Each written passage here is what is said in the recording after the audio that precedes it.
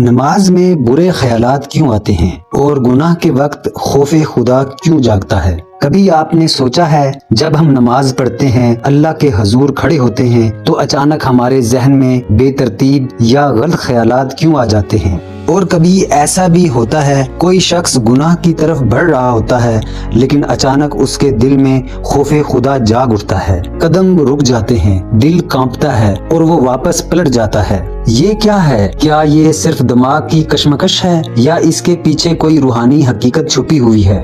اللہ تعالیٰ قرآن مجید میں ارشاد فرماتا ہے وَنَفْسٍ وَمَا سَوَّاهَا فَأَلْهَمَاهَا فُجُورَهَا وَتَقْوَاهَا، یعنی اللہ نے نفس کو نیکی اور بدی دونوں کی پہچان دی ہے۔ کشمکش فطری ہے اور سوچوں کا آنا ایک قدرتی عمل ہے۔ اسی لیے اللہ تعالیٰ سورہ عنکبوت میں ارشاد فرماتا ہے ان الصلاۃ تنہا عن الفحشاء والمنکر، نماز برائی اور بدکاری سے روکتی ہے مگر یہ عمل دل کی لطافت سے ہی محسوس ہوتا ہے۔ حضرت محمد مصطفیٰ صلی اللہ علیہ وآلہ وسلم فرماتے ہیں ان الاعمال بالنیات، اعمال کا دار و مدار نیتوں پر ہے۔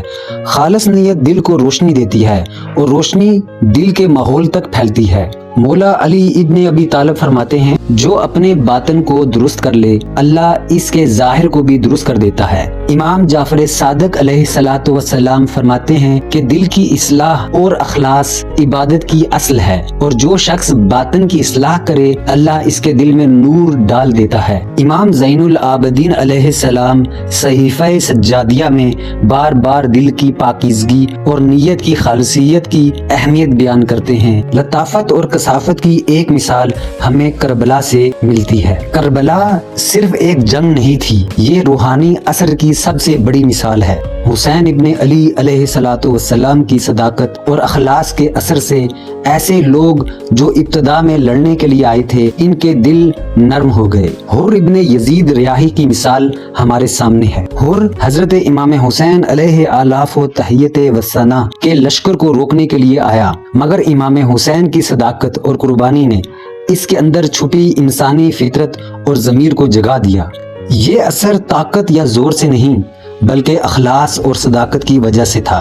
انسانی روح یا لطیف ہوتی ہے یا کثیف۔ جب کوئی شخص اللہ کے حضور نماز میں کھڑا ہوتا ہے اور اس کے ذہن میں اچانک غلط خیالات آ جاتے ہیں تو یہ اکثر اس وجہ سے ہوتا ہے کہ اس کے ارد گرد کوئی ایسا انسان موجود ہے جس کی روح کثیف ہے، یعنی نیک نہیں ہے، اللہ سے دور ہے، گناہوں کی دنیا میں غرق ہے۔ اس کی روحانی کیفیت کثافت کا اثر ماحول پر پڑتا ہے اور نماز ادا کرنے والے کے ذہن میں برائی یا غلط خیال پیدا ہو سکتے ہیں۔ دوسرا مرحلہ گناہ کی طرف بڑھنے والے پر خوف خدا کا آنا۔ جب کوئی شخص گناہ کی طرف بڑھ رہا ہوتا ہے اور اس کے ارد گرد کوئی نیک انسان ہو جو اللہ کے قریب ہو یا کسی نیک عمل یا عبادت میں مصروف ہو تو اس کی روح کی لطافت اور اخلاص کے اثرات اس گناہگار کے دل میں ایک عنصر کو جگا دیتے ہیں جس سے اچانک خوف خدا پیدا ہوتا ہے اور وہ گناہ سے رک جاتا ہے۔ یہ اثرات ایک سلسلہ ہیں۔ دل کی لطافت اور اخلاص ماحول میں روشنی پیدا کرتے ہیں۔ دل کی کثافت یا برائی اثر ڈال سکتی ہے۔